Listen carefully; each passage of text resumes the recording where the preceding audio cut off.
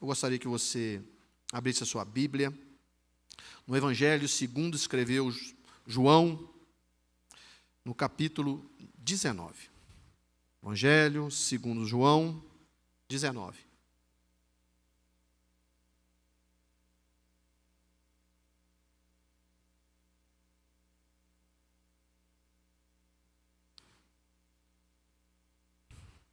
A partir do versículo 17. João 19, 17. Diz assim a palavra de Deus. Então, os soldados tomaram a Jesus, ele próprio, levando a sua cruz, saiu para o lugar chamado Caveira, que em hebraico se chama Gólgota, onde o crucificaram, e com ele outros dois, um de cada lado, e Jesus no meio. Pilatos mandou escrever um título e o fez pregar na cruz. Nele estava escrito: Jesus de Nazaré, o Rei dos Judeus. Muitos dos judeus leram este título, pois o lugar onde Jesus fora crucificado era próximo da cidade e estava escrito em hebraico, latim e grego. Disseram os principais sacerdotes dos judeus a Pilatos: não escrevas o Rei dos Judeus, mas que ele disse: eu sou o Rei dos Judeus. Respondeu Pilatos: o que escrevi, escrevi. Você pode ler tudo junto, 22? Respondeu Pilatos. Todos juntos, gente. Respondeu Pilatos: o que escrevi, escrevi. Antes de você sentar, diga para o irmão que está do seu lado: o que está escrito não pode ser apagado. Podeis tomar assento.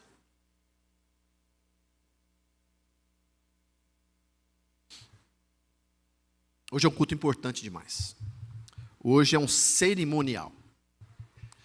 Hoje é um culto que o cristão tem que sair de casa já acordando. Na verdade, assim, a noite anterior já tem: meu Deus, amanhã é o culto de ceia.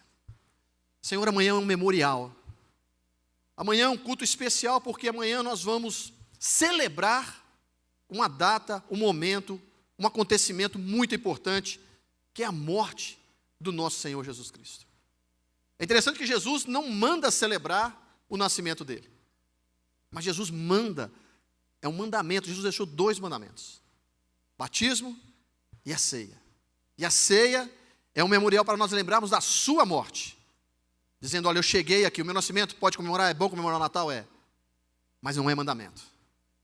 Mandamento é comemorarmos a morte, porque a morte vai apontar para um propósito pelo qual ele veio. Esse memorial é para que nós nunca possamos esquecer dele.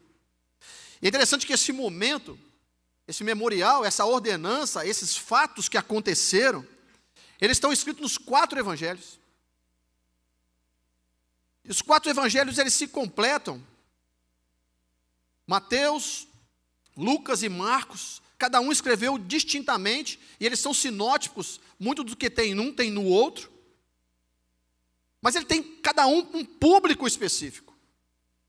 Mateus escreve para os judeus, mas Mateus escreve com a linguagem para que os judeus entendessem. Mateus é o único que vai dar a genealogia de Jesus, porque Mateus queria mostrar que Jesus era rei, que ele era da linhagem, da descendência de Davi.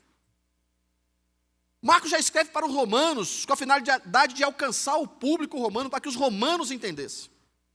Lucas, ele já escreve com um olhar voltado para os gregos, um olhar mais histórico, uma linguagem mais sofisticada. E depois de 20 anos que esses evangelhos já estavam circulando pelas igrejas, o Espírito Santo de Deus move João a escrever o evangelho de João.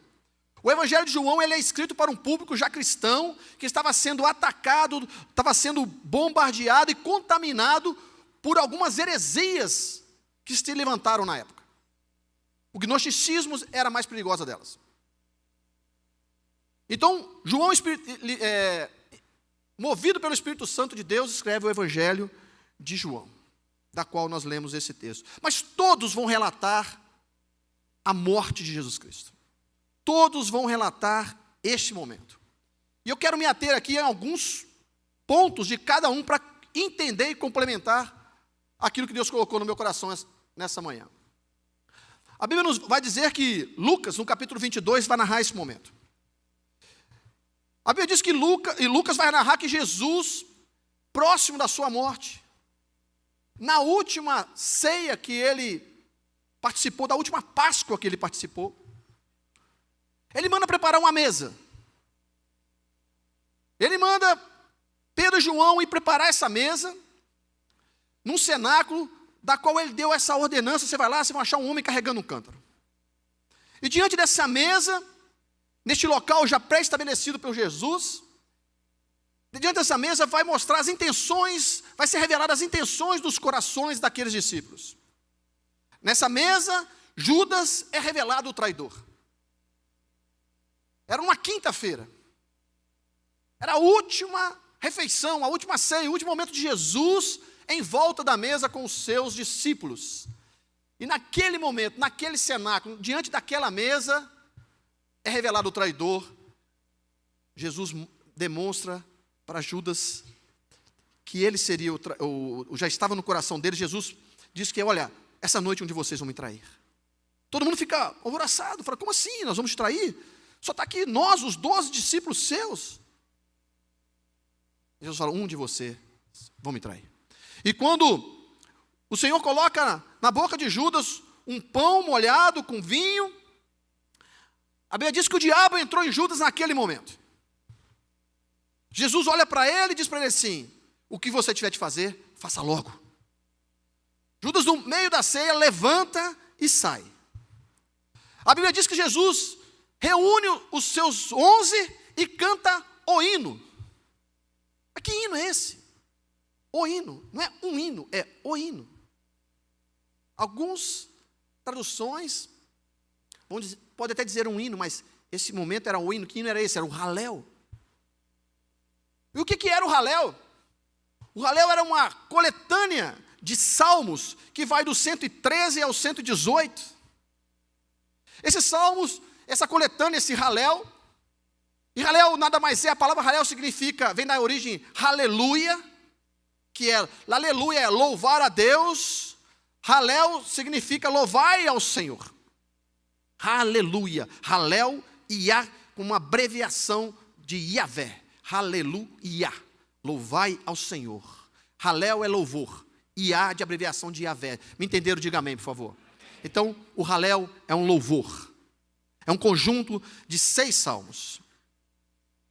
E esses salmos Halel era cantado nas festas em Israel, mas especificamente na Páscoa. E desde que o povo saíra do Egito, se cantava esse Halel. E aí a Bíblia nos fala que esse Halel, a Bíblia não, os historiadores nos dizem que esse Halel era cantado 2 hinos, 2 salmos antes de participar da ceia. Era cantado o 113 e o Salmo 114. E depois que terminavam de ceiar, cantavam o Salmo 115 ao 118. O cântico é dos libertos do Egito. Esse cântico é para lembrar o que Deus fez tirando o povo do Egito. Páscoa é o passar. É quando o anjo da destruição passa por cima da casa dos egípcios e atinge somente os egípcios, passa por cima da casa dos hebreus e atinge somente os egípcios e ceifa a vida de cada um dos primogênitos. Foi a última praga, foi o último momento para que o povo fosse liberto. Então, no Salmo 113 e o 114, eles cantavam este louvor antes, lembrando da saída do Egito. Jesus, ao cantá-lo, estava declarando um novo êxodo, mas agora é espiritual, a libertação da escravidão do pecado. Entenda isso.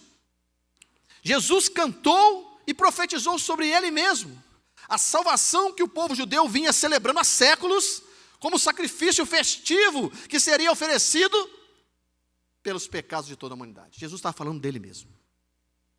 Entenda que Judas não participou deste momento. Judas participou do começo, dos 2 primeiros. Judas cantou o Salmo 113 e o 114, mas Judas não cantou o Salmo 115 ao 118. E o 118 vai falar especificamente sobre Jesus, a pedra que havia sido rejeitada. Está falando sobre ele mesmo. Entenda isso. O mais importante, meu irmão, não é como você começa, sim como você termina. Saiu antes do louvor, porque o louvor é uma expressão de quem está livre. Tem alguém livre aí? Diga glória a Deus aí. Por isso que você está aqui louvando ao Senhor. O louvor é uma expressão de quem está livre. Judas estava preso à cobiça e à culpa.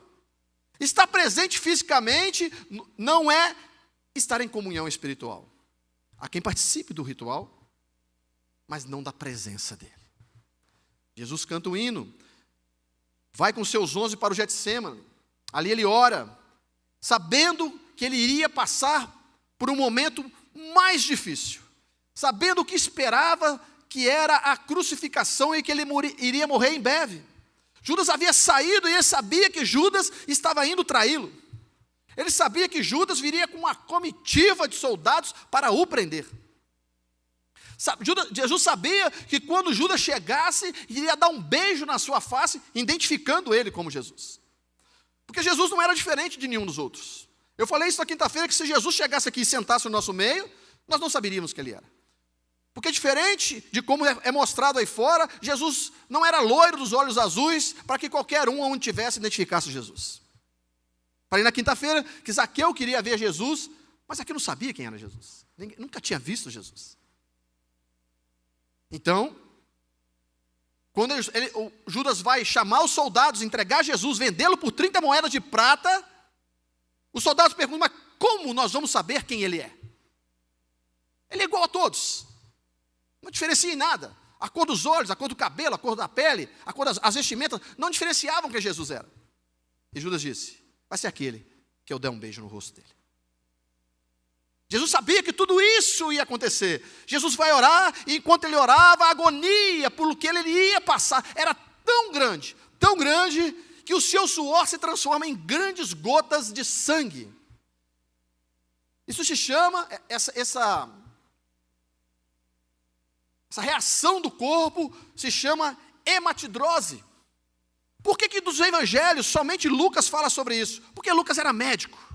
Lucas sabia muito bem qual era a reação que havia tido no corpo de Jesus para que o suor se transformasse em sangue. Isso causa uma agonia, é uma dor muito intensa quando isso acontece. A pessoa está ali num estresse extremo para que isso aconteça. E a Bíblia diz que Jesus começa a suar sangue. Judas chega, prende Jesus, isso era por volta da meia-noite. Jesus é levado a julgamento, inicia-se o julgamento de Jesus naquela madrugada. Primeiramente eles levam Jesus à casa de um homem chamado Anás.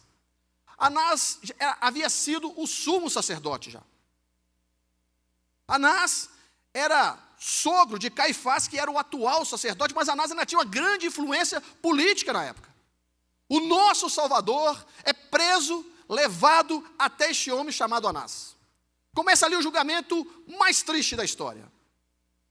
Anás era como sumo sacerdote, ele na verdade ele estava confrontando o Filho de Deus, quando na verdade deveria conhecê-lo pelas Escrituras, por ser mestre. Ele já havia sido sumo sacerdote, um homem experiente, mas cego espiritualmente. Conhecia a letra, mas não conhecia o inspirador da letra. Ali diante de Anás, começa o julgamento de Jesus. Anás vai amanhecendo o dia, Anás pega Jesus e leva o nosso Salvador à casa de Caifás, que era assim o sumo sacerdote atual. Na casa de Caifás, pela madrugada, é onde Pedro traz Jesus. Aonde na madrugada fria, levanta uma fogueira, e aquele que havia dito que ele iria com Jesus até a morte, uma das criadas de Caifás, olha para Pedro e diz assim, eu te conheço.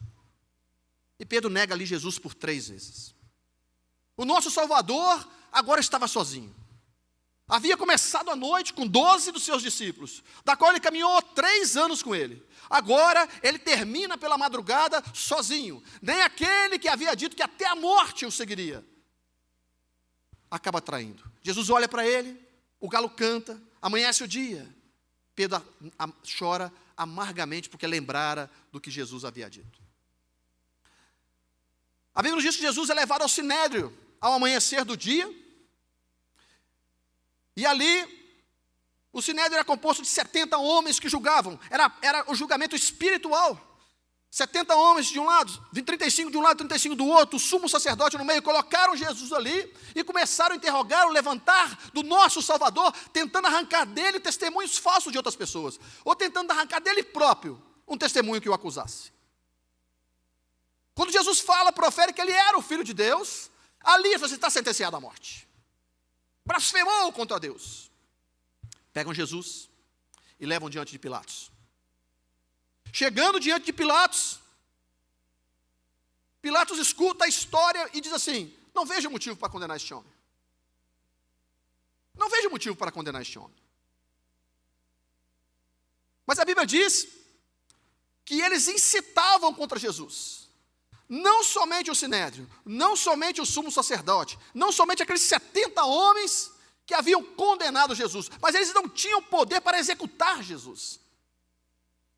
Para isso, eles levaram diante de Pilatos. Quem era Pilatos? Entenda, o Império Romano era governado por César, mas as províncias tinham seus governantes que tinham autoridade sobre as províncias. Pilatos cuidava de Jerusalém, da região de Jerusalém, lembrando que Jesus estava em Jerusalém por ocasião da Páscoa. Pilatos ouve aquilo e aquela mesma multidão que havia proclamado Jesus, ovacionado Jesus, na ocasião que ele entrara em Jerusalém montado no murrinho, dizendo: Hosanas e bendito aquele que vem em nome do Senhor. É a mesma multidão que diante de Pilatos diz: mata esse camarada, crucifica esse camarada, morte para ele, juntamente com o sinédrio e o sumo sacerdote. Pilatos olha e fala assim: não vejo motivo para crucificar esse homem. Sabendo que ele era, ali na conversa, alguém proferiu que Jesus era de Nazaré, da região da Galileia, Pilatos querendo tirar o corpo fora, falou assim: eu não quero que a responsabilidade desse homem caia diante de mim. Falou assim: olha, não é da minha jurisdição. Se ele é da Galileia, vocês têm que falar com Herodes, que ele é o governador da Galileia. Por aquela ocasião da festiva, Herodes também estava em Jerusalém. Herodes também estava em Jerusalém, então aproveitam que Herodes está ali e levam Jesus até Herodes. Entenda uma coisa, isso devia ser por volta das 7, 8 horas da manhã. Diante de Herodes, a Bíblia nos diz em Lucas 23, que Herodes, quando ficou sabendo que estavam trazendo Jesus para ele falou assim: que bom, ele ficou contente. Ele ficou contente porque ele queria muito conhecer Jesus. Ele queria saber quem Jesus era. Na verdade, a Bíblia diz que ele queria ver um milagre de Jesus. Ele estava curioso. E ele começa a interrogar Jesus, mas Jesus permanece em silêncio. Eu acho que a resposta que Jesus dá é porque Jesus estava respondendo ele primeiramente: você calou João Batista, porque foi Herodes que mandou matar João Batista. Agora quem fica em silêncio sou eu. Porque na verdade, Deus não se revela a quem só o busca por curiosidade e não por arrependimento. Jesus fica calado diante de Herodes, porque Deus só se revela a um coração que está quebrantado. A ele fala, e a esse coração Deus se revela. Tem corações aquebrantados aqui nessa manhã? Dê um glória a Deus aí, meu irmão. Porque Ele está aqui, Ele para revelar-se a você, Ele precisa ver de você um coração quebrantado. Estar na presença de Jesus por curiosidade, para ver o que Jesus ia fazer, não se tem a revelação de Jesus para a sua vida. E Herodes, decepcionado por não ver Jesus fazer nenhum milagre, escarnece de Jesus, zomba de Jesus, coloca sobre Jesus um manto de púrpura e manda Jesus de volta para Pilatos. Os soldados pegam Jesus, levam de volta para Pilatos. Pela segunda vez, Pilatos mais uma vez tenta libertá-lo, mas é pressionado pela multidão e por aqueles líderes. E Pilatos, por medo de ser acusado como traidor de César, ou desleal a César, manda açoitar Jesus e o entrega para ser crucificado. Coloca sobre a cruz de Jesus a inscrição. Foi Pilatos que escreveu isso: Jesus Nazareno, o Rei dos Judeus. Aqui se cumpre o plano de Deus, o cordeiro é entregue ao sacrifício. Jesus é açoitado colocam nele uma coroa de espinho, colocam sobre os ombros dele um patíbulo. E o que é o patíbulo? O patíbulo é a parte horizontal da cruz. Porque a cruz toda pesava cerca de 135 quilos, não se podia carregar. O patíbulo pesava cerca de 50 quilos, não era um esforço fácil, mas se podia. Mas entenda que Jesus já havia sido açoitado, chicoteado, estava com uma coroa de espinho, com seus espinhos com cerca de 5 centímetros encravados em sua fronte. Os chicotes romanos já haviam dilacerado parte do corpo do nosso Salvador. E o inocente é levado à cruz. Jesus carrega aquele patíbulo, vai pela via dolorosa. Jesus faz isso por cerca de 600 metros, entre o local do sinédrio, aonde Jesus foi julgado, o local do pátio, aonde Jesus foi julgado, conhecido como pretório. Do pretório ao Gólgota, cerca de 600 metros. Jesus levando a parte superior da cruz, com cerca de 50 quilos, ele cai, é açoitado, é chicoteado. E ele é levado ao Calvário, ou chamado Gólgota, conforme nós lemos, que ficava à entrada de Jerusalém. Ninguém podia ser crucificado dentro de Jerusalém. Havia um local específico, o Monte da Caveira, o Calvário, ou Gólgota, aonde seria crucificado os malfeitores. Entenda uma coisa, Jesus está despido, ferido, ensanguentado. Todos que passavam para entrar em Jerusalém, por ocasião da festa, as pessoas estavam chegando, Jerusalém ficava cheia, era Páscoa, e muitas pessoas passavam por aquele local chamado Calvário. E é aí que se cumpre a profecia de Isaías 53, que dizia que ele era um homem como 53, ele era desprezado, o mais rejeitado entre os homens, homem de dores, e que sabe o que é padecer. É comum, entenda isso, e aqui se cumpre isso, é comum de quem os homens escondem o rosto. Era desprezado. Ele não era, e não fizeram dele caso algum. Entenda essa passagem, essa profecia. As pessoas iam chegando. Jesus estava despido, ensanguentado, com a coroa de espinho, pregado em uma cruz. E as pessoas passavam à beira do caminho e faziam assim. Era um homem da qual os homens escondiam o rosto. O pai não queria que a esposa visse aquela cena. A mãe não queria que o filho visse aquela cena. O próprio pai, o próprio homem, o próprio sacerdote da casa não queria ver aquela cena horrível que era ver Jesus pendurado em uma cruz. Por isso que Isaías, milhares de anos atrás, já descreveu isso. Era um homem da qual os homens escondiam o rosto. Jesus foi crucificado às 9 horas da manhã. Às 12 horas houve trevas, ao meio-dia houve trevas em toda a terra. Às 15 horas, Jesus morre, da sexta-feira. Preste atenção. Quando alguém era sentenciado. Quando alguém era sentenciado, se colocavam a sentença na cruz, dizendo o porquê que aquele homem que ali estava sendo sentenciado. Jesus estava no meio de 2 malfeitores. A Bíblia não diz, mas como é um caso histórico, e alguns, e no Evangelho apócrifo de Nicodemos, segundo Nicodemos, e me cabe aqui falar porque é um fato histórico, eu acho que não tem relevância espiritual, mas só para que os irmãos saibam. Aqueles homens, Nicodemos, o Evangelho apócrifo de Nicodemos vai dizer que aqueles homens, o que estava à direita se chamava Dimas, e o que estava à esquerda se chamava Gestás. Na cruz daqueles homens estava escrito: condenados, pois são ladrões e salteadores. Na cruz de Dimas estava escrito isso. Na cruz de Gestás estava dito isso: condenado à morte por crucificação, pois era ladrão e salteador. Todos que passavam olhavam para lá e estava a sentença de cada um deles em cima das suas cruzes. Mas sobre Jesus, Pilatos manda escrever em hebraico, grego e no latim. Por quê? Para que todos, como vinham pessoas de várias nacionalidades, todos que passassem ali entendessem por que aquele homem estava sendo crucificado. A Bíblia não fala que sobre a cruz de Dimas, ou sobre a cruz de Gestás, estava escrito em hebraico, latim e grego. Não, mas sobre a cruz de Jesus estava escrito. Por quê? Porque hebraico era o idioma local, grego era o idioma usual, e o latim era o idioma oficial do Império Romano. Jesus Nazareno, o rei dos judeus. É o que Pilatos mandou escrever. Os sacerdotes ficaram indignados com essa escrita.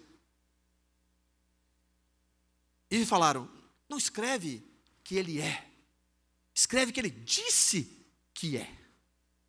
Mas entenda uma coisa, Pilatos responde firmemente, o que eu escrevi, e o que eu escrevi não vai e não pode ser mudado. Este homem é o rei dos judeus. E essa resposta ecoa até hoje como verdade espiritual poderosa. Ninguém pode mudar o que está escrito na cruz. Aos olhos carnais está escrito Jesus Nazareno, o rei dos judeus. Mas eu quero dizer para você, meu irmão, minha irmã, que tinha muita coisa espiritual escrita naquela cruz. Ali estava escrito aos olhos carnais, mas eu quero que você entenda que ali tinha muita coisa escrita espiritualmente falando. Por exemplo, o mundo espiritual estava lendo naquela cruz, os pecados do Anselmo estão perdoados. Estava escrito lá e não pode ser apagado. Na cruz, com o sangue de Cristo, também ficou escrito, a dívida que o Anselmo tinha, ela está cancelada, paga hoje. Estava lá escrita com o sangue de Cristo, para todo mundo espiritual ver. Não há, meu irmão, não há condenação. Fomos perdoados completamente. Fomos perdoados completamente, não pode ser apagado. Entenda isso, o que foi escrito na cruz não pode ser apagado. Talvez você não saiba o que foi escrito na cruz, mas eu quero dizer para você que na cruz foi escrito que os seus pecados estão perdoados. Na cruz foi escrito que a sua dívida foi paga. Colossenses 2, o apóstolo Paulo escrevendo aos Colossenses, no capítulo 2, versículo 14, ele vai dizer, cancelado. Diga cancelado. Cancelado, irmão, é cancelado. Cancelado. Já viu uma coisa cancelada? Já foi para o aeroporto e pegar um voo e está dizendo assim, voo cancelado. O que foi cancelado, meu irmão, não tem como voltar. Cancelado é cancelado. E o apóstolo Paulo vai dizer assim, cancelado o escrito de dívida que era contra nós. Que constava de nossas ordenanças, ao qual era prejudicial a nós. Removeu inteiramente, cravando na cruz. Na cruz está escrito, está pago. Na cruz também ficou escrito,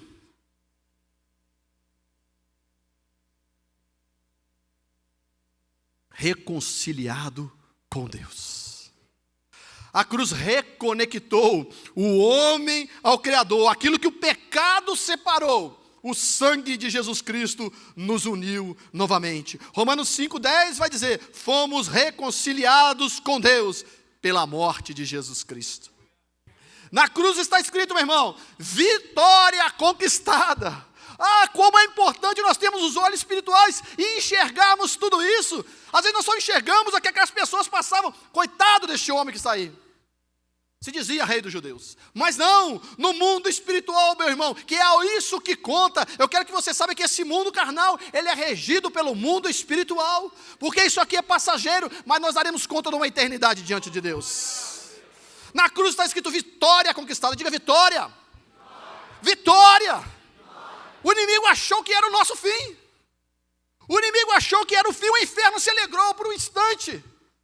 Mas na cruz fomos libertos do poder de Satanás. Na cruz Jesus venceu as forças espirituais da maldade. Colossenses 2 vai dizer assim, ó, despojando os principados e potestades, os expôs publicamente, triunfando sobre ele, vencendo sobre ele, passando por cima dele, despojando. Tem outra versão que vai dizer assim, ó, desse modo, desarmou os governantes e as autoridades espirituais da maldade e os envergonhou publicamente ao vencê-los na cruz. O diabo e o inferno achou que estava vencido, mas eles foram derrotados na cruz do Calvário. Ali, o diabo perdeu a autoridade e o direito de me acusar e de acusar você. Porque é isso que ele faz. Quando na sua mente vier algo que dizer para você assim: você não pode fazer isso porque você é um pecador. Você não é amado porque você é um pecador. Você não pode ter direito a acesso ao céu porque a sua lista de pecados é imensa, é extensa. Você não pode participar de um momento como esse, de ceia do Senhor, porque você tem muitos pecados. Na cruz do Calvário, o diabo perdeu essa autoridade de acusar você. Entenda a coisa: a cruz é o trono da vitória, mas o sepulcro Brasil é o palco da glória e do poder de Deus. Jesus ressuscitou, ele não ficou lá naquela cruz, ele não ficou pendurado, ele ressuscitou. E é por isso que nós temos o privilégio de estar diante dessa mesa. Na cruz ficou escrito: justificado. Diga: justificado. Justificado. Já foi num tribunal?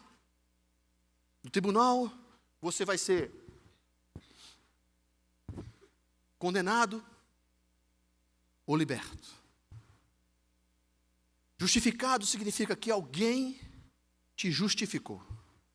Você não é justo, você é pecador, eu sou pecador, mas alguém se justificou a nós. A Bíblia diz em Romanos capítulo 4 que Jesus morreu pelos nossos pecados, mas ressuscitou para a nossa justificação. Na cruz ficou escrito: justificado. A cruz é o tribunal onde o pecador é declarado inocente. Deus não vê mais os nossos pecados, mas vê a justiça de Cristo em nós. Romanos 5:1, sendo, pois, justificado pela fé, temos paz com Deus por meio de nosso Senhor e Salvador Jesus Cristo. Na cruz ficou escrito: acesso liberado. Ah, meu irmão, é muita coisa escrita naquela cruz, que muitas das vezes nós não tomamos posse disso. Nós não podíamos chegar diante de Deus.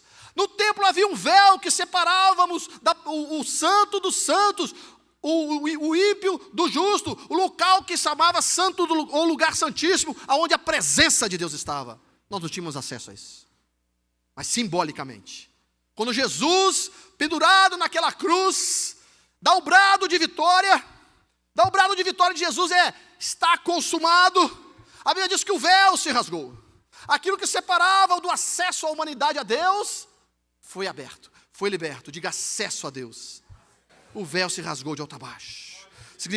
Simboliza que agora podemos entrar na presença de Deus sem intermediários. Meu irmão, entenda isso. A Bíblia diz que o único intermediário entre Deus e o homem é Jesus Cristo.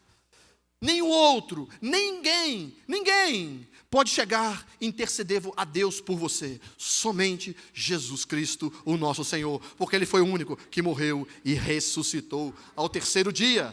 O acesso ao Pai através da cruz. É como se houvesse um abismo que separava o homem de Deus. E na cruz do Calvário, aquela cruz tornou-se uma ponte, para que quem passe pela cruz, alcance a presença de Deus. A cruz é uma ponte que liga o homem a Deus. Não existe evangelho sem cruz, não existe vida cristã sem cruz, não existe acesso a Deus sem cruz, não existe perdão de pecados sem cruz, não existe reconciliação sem cruz, não existe vitória sem cruz.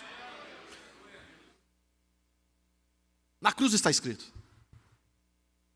que eu e você teremos vitória sobre o maior inimigo da humanidade, que é a morte. Diga: vitória sobre a morte. Está escrito lá: eu e você teremos vitória sobre a morte.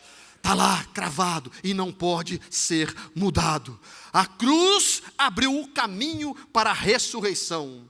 O túmulo não tem mais poder sobre nós. A vida eterna nos está garantida. Está escrito, meu irmão, lá na cruz: quando você morrer, Você não mais será enterrado, o túmulo não te segurará, você ressuscitará num corpo glorioso e estará eternamente na presença do Senhor. Assim como Jesus ressuscitou, nós também ressuscitaremos, e é por isso, é porque Ele vive, eu e você podemos crer no amanhã, e um amanhã glorioso, um amanhã perto de Deus, um amanhã nas mansões celestiais, um amanhã cantando nos corais celestiais, um amanhã na presença de Deus eternamente. Está escrito na cruz e não pode ser mudado.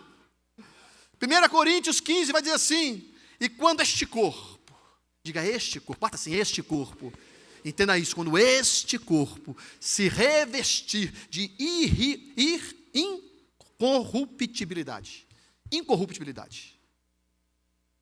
e o que é mortal, se revestir de imortalidade.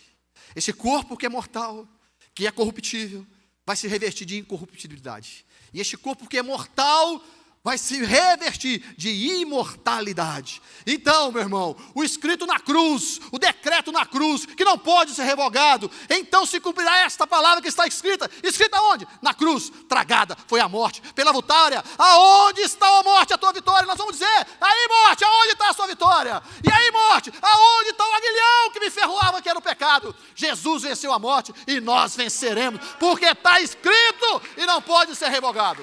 Está lá. Está escrito, e é nosso, é nosso, é nosso. Está escrito a nosso favor. Ninguém pode revogar. Ninguém pode tirar isso de nós.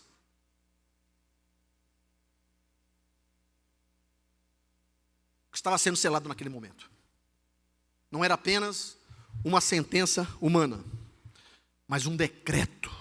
Sabe o que é decreto? Decreto é aquilo que é irrevogável. Decreto é aquilo que não pode ser mudado.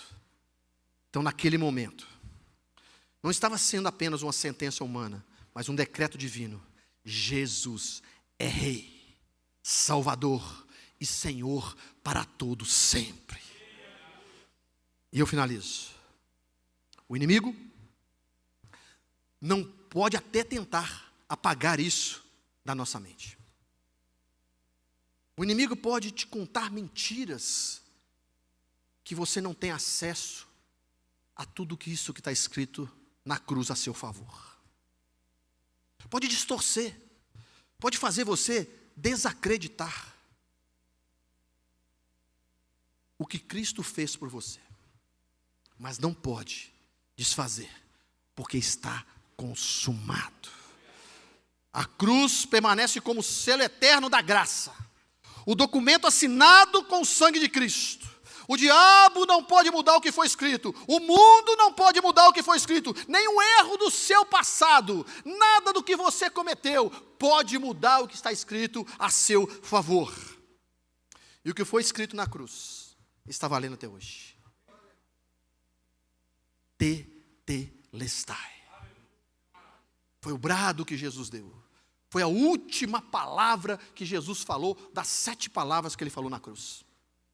A última palavra foi essa: tetelestai.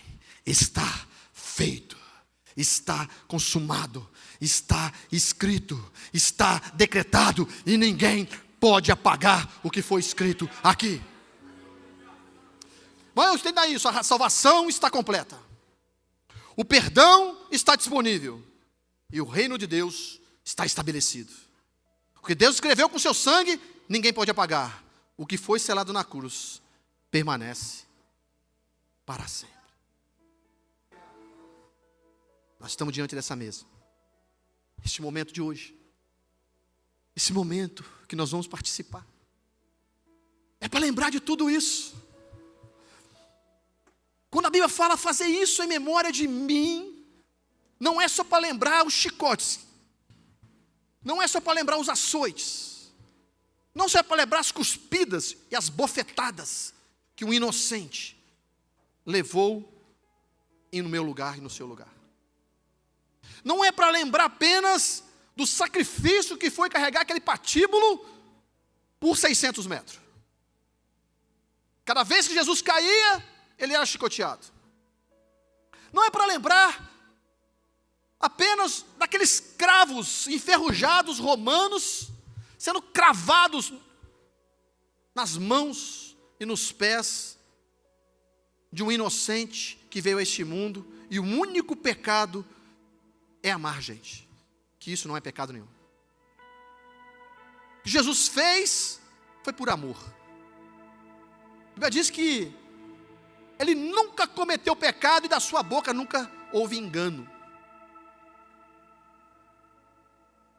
O erro, que não é erro, que alguém poderia dizer, é porque Jesus nos amou demais. Mas não é só para isso. Este momento, dessa mesa tão bonita exposta aqui, não é somente para lembrarmos desse sacrifício, daquela coroa cravada e o sangue jorrando do nosso Jesus. Não é para lembrar das pessoas virando o rosto para Ele, quando passavam pelo caminho. Não é lembrar que Ele ficou 6 horas pendurado naquela cruz. Mas é para lembrar do que foi decretado a nosso favor no mundo espiritual. O privilégio, irmãos, essa mesa é para isso. Faça isso. Faça isso com muita gratidão no seu coração. Seria importante que nós lembrássemos disso todos os dias. Mas pelo menos, hoje, ceia do Senhor. É um momento para isso. É um momento de discípulos à mesa. É um momento daqueles que caminham com Jesus estar à mesa. Participarmos, lembrando, louvado seja o nome do meu Deus. Senhor, obrigado. Obrigado por tamanho amor. Obrigado por tamanha salvação. Obrigado por tamanha graça. Obrigado, Senhor, por tamanho benefício escrito que o diabo e os infernos olham todos os dias para ele. E é importante que eu e você pela fé olhemos também, porque Satanás está olhando todas as vezes. Quando vai acusar você, ele olha para a cruz, está liberto. Ele olha para a cruz, esse camarada deve, e ele olha para a cruz, está pago. Esse camarada não tem direito, ele olha para a cruz, está dizendo, ele já foi pago.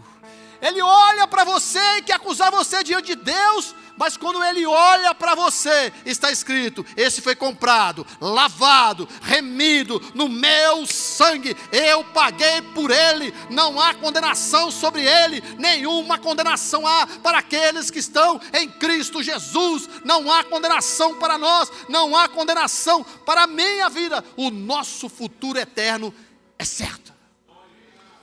Não deixe a sua vida de erros que às vezes você comete anular aquilo que foi escrito na cruz a seu favor, porque o que foi escrito está escrito e não pode ser apagado.